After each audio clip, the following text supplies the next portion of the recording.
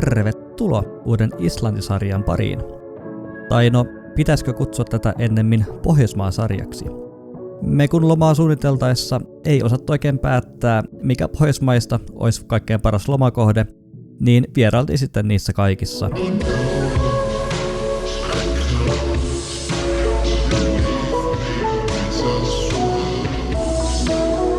Aloitettiin Norjasta. Siellä meillä oli yhden yön pysähdys lentoa vaihdettaessa. Oltiin varattu ihan perushotelli, halvin mitä kentän läheltä sai. Perillä kuitenkin selvisi, että hotelli oli mennyt kiinni joulun välipäiviksi ja varauksemme oli siirretty viereiseen 4 tähden Clarion hotelliin. Kyllä hymyilytti. Paitsi hotellin sauna. Se oli p***seestä. Ei saanut edes vettä heittää kiukaalle. Ihme kansa on norjalaiset.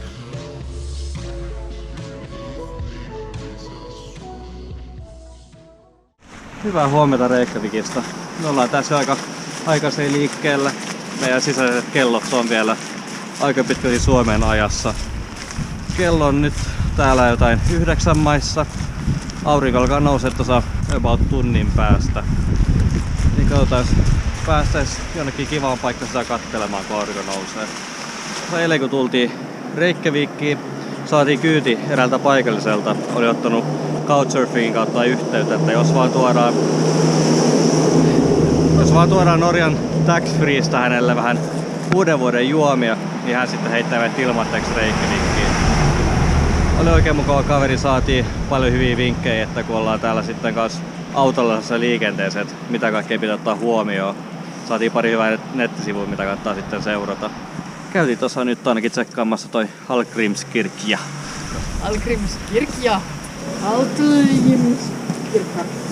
Kirkja. Aika mahtava kirkko kyllä. Urut oli ainakin tosi päheet. Yeah. Kello on 11:15 aamupäivällä. Ja täällä ei ole vieläkään merkkiäkään auringosta.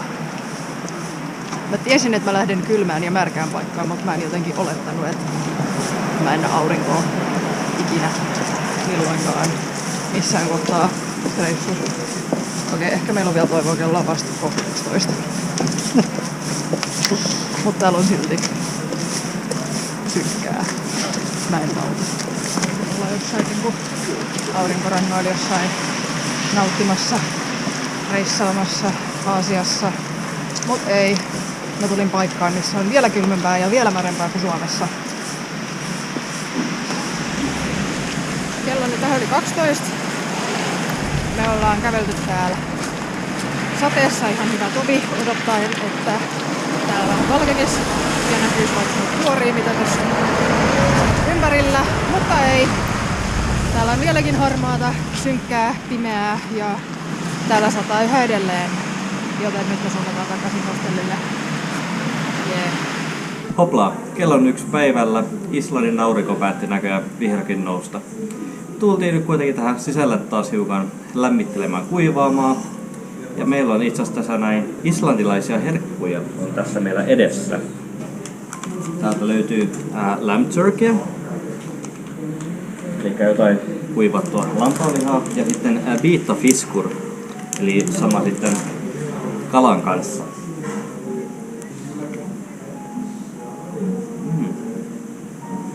Se on lampaanjalkaa. Lampaanjalkaa? Lampaanjalkaa. Ei kyllä ihan hirveästi tosta noin beef jerkystä erottaa, mutta ainakin mainoksen mukaan tää oli aikoinaan viikinkien superfoodia. Tiedä sitten, että kuinka hyvin pitää paikkansa. Ja sitten vielä nää. Biitta fiskur. Aivan kyllä aika dänkki. No siis tää haisee siltä, kun olisi niinku kalan jättänyt tosi pitkäksi aikaa pöytään.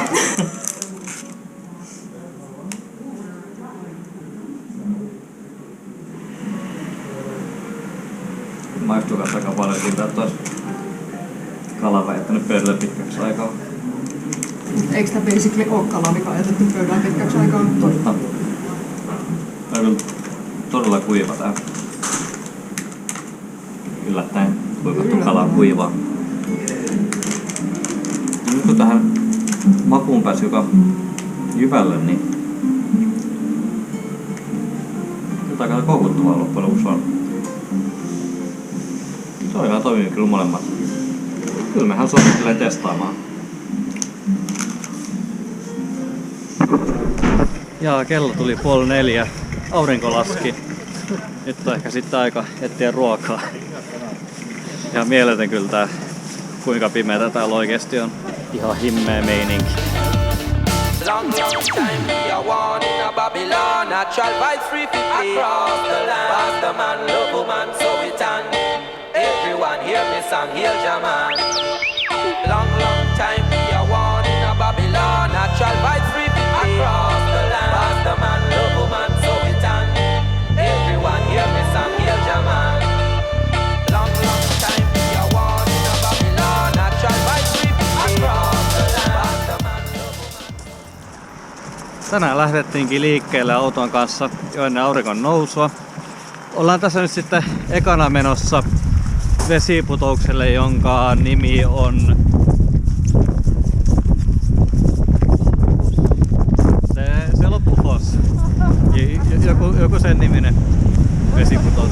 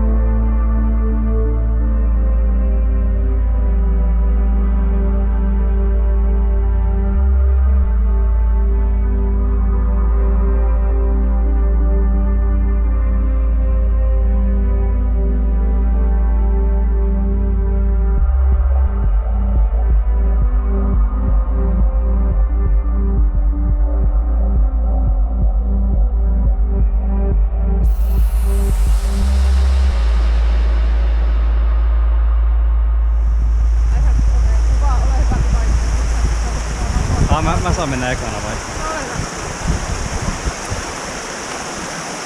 Kestää sitä, vai se kestää?